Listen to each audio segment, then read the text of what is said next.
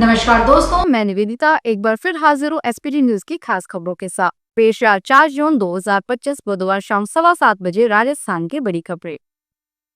Rajasthan government health scheme में बड़े पैमाने पर अनियमितता और फर्जीवाड़े का मामला सामने आया है।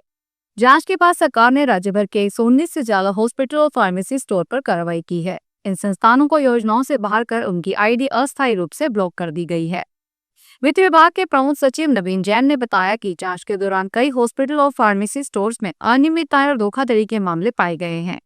इन सभी को फिलहाल अस्थायी रूप से योजना से सस्पेंड कर दिया गया है, लेकिन इन्हें अपना पक्ष रखने का मौका दिया जाएगा। पश्चिमी विक्षोभ से लगातार दूसरे दिन भी बारिश से राजस्थान के कई जिलों में मौसम खुशनुमा हो गया।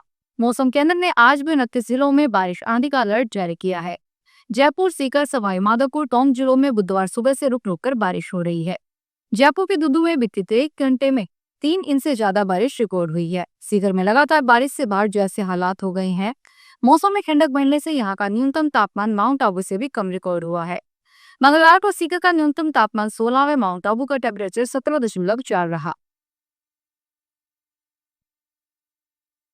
कांग्रेस नेता राहुल गांधी आज 4 जून को हरियाणा दौरे पर रहे। उन्होंने करीब 3 घंटे तक चंडीगढ़ में पार्टी के प्रदेश मुख्यालय में समर्थन सीजन कार्यक्रम के तहत राज्य के नेताओं और ऑब्जर्वरों की मीटिंग ली। हरियाणा विधानसभा चुनाव में लगभग 8 महीने पहले हुई पार्टी की हार के बाद राहुल गांधी पहली दफा प्रदेश कार्यालय पहुंचे थे।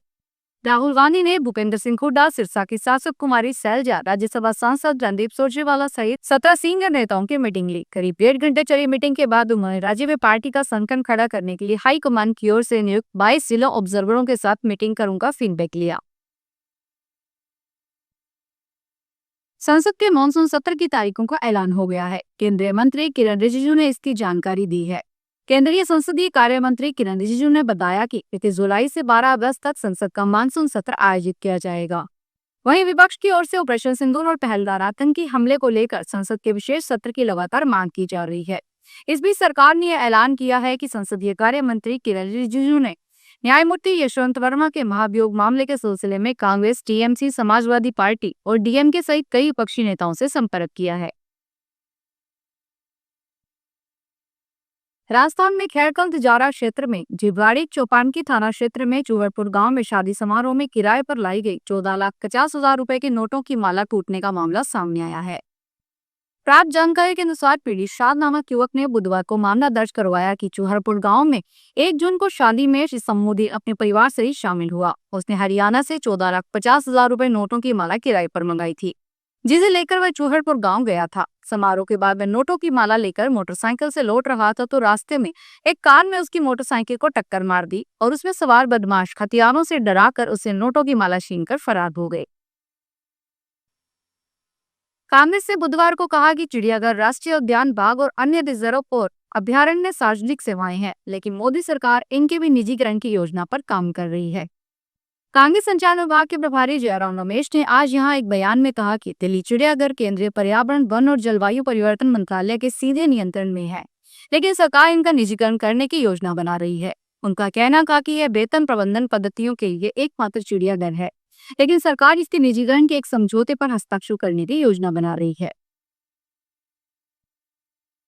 कोटा जिले में आईसीआईसीआई बैंक की एक महिला मैनेजर द्वारा करोड़ों रुपए की धोखाधड़ी का मामला सामने आया है। आरोपी मैनेजर साक्षी गुप्ता ने श्री रामनगर शाखा में कार्यरत रहते हुए साल 2020 से 2023 के बीच ग्राहकों के खातों से लगभग 4 करोड़ 60 लाख रुपए की हेराफेरी की। बैंक प्रबंधन ने इस धोखाधड़ी का खुलासा करते हुए फरवरी 2025 में उद्योग नगर थाने में शिकायत दर्ज करवाई, जिसके बाद पुलिस ने जांच कर आरोपी को गिरफ्तार कर लिया। राजस्थान जल संसाधन विभाग ने अपने अदालती मामलों में संबंधित विभाग द्वारा लंबित रिपोर्ट जारी की है। यह रिपोर्ट 2 जून 2025 तक के आंकड़ों पर आधारित है। रिपोर्ट में विभागों के तहत लंबित मामलों की संख्या और उनकी स्थिति का विस्तृत ब्यौरा दिया गया है। रिपोर्ट के अनुसार विभागीय रिकॉर्ड के मुताबिक कुल 16,097 मामले दर्ज हैं। इनमें से 3,653 मामले अदालती प्रक्रिया में है।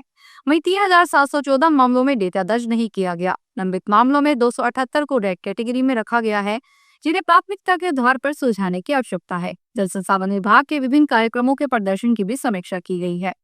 जयपुर, जोधपुर और उदयपुर जोन के मुख्य अभियंताओं की तहत बड़ी संख्या में मामले दर्ज हैं। सीकर एसीबी की खेतड़ी में कार्रवाई हुई है। खेतड़ी रेंजर मुकेश मीणा गिरफ्तार किया गया है।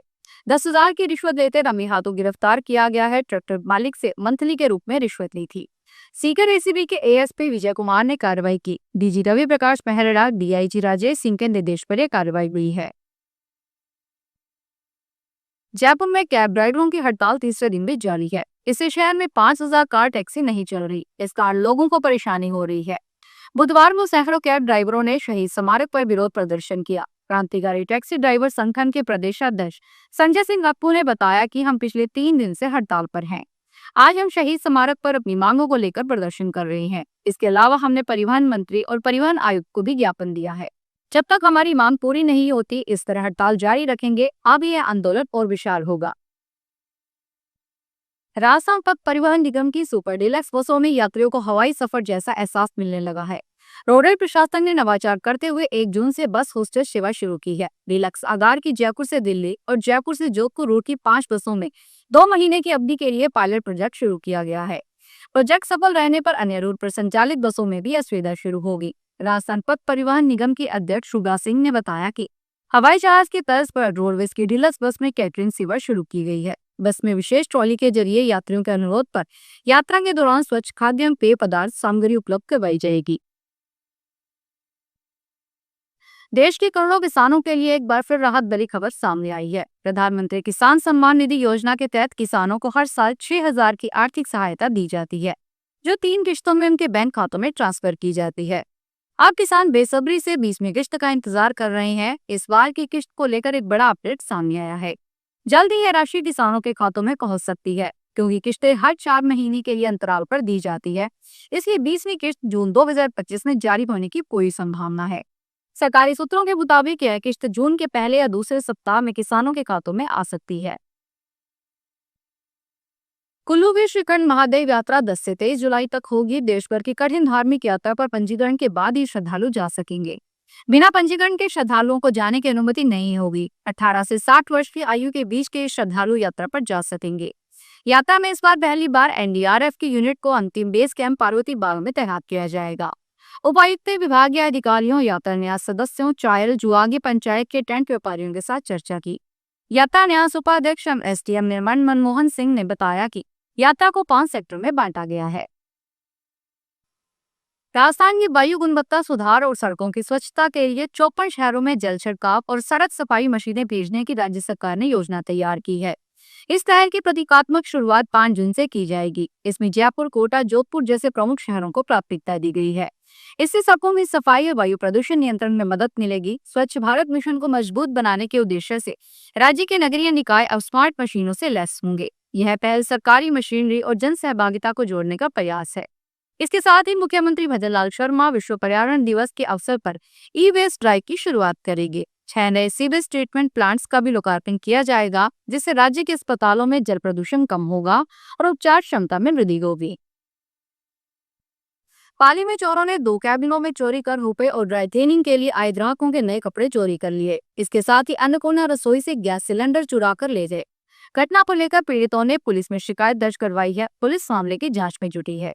जानकारी के अनुसार पाली शहर के ट्रांसपोर्ट नगर थाना क्षेत्र में चुंगी नाका पर कालूराम सैन की सैलून की कैबिन है, जिसमें लोहे की चंदर की छत काटकर चोर गले में रखे 700 रुपए चोरी कर लिए। उसके बाद पास ही स्थित ड्राई क्लीन करने वाले भानु प्रसाद की कैबिन की छत को काटकर चोर अंदर घुसे और गले में 10,000 रुपए ड्राई क्लीनिंग के लिए आए ग्राहकों के कपड़े आदि सामान चोरी करके ले गए। इसके बाद चोर पास ही में स्थित अन्नपूर्णा रसोई में गए और वहां से गैस सिलेंडर चोरी करके ले गए। फिलहाल इस बुलेटिन में इतना नहीं, फिर हाजिर होंगे बड़ी खबरों के साथ।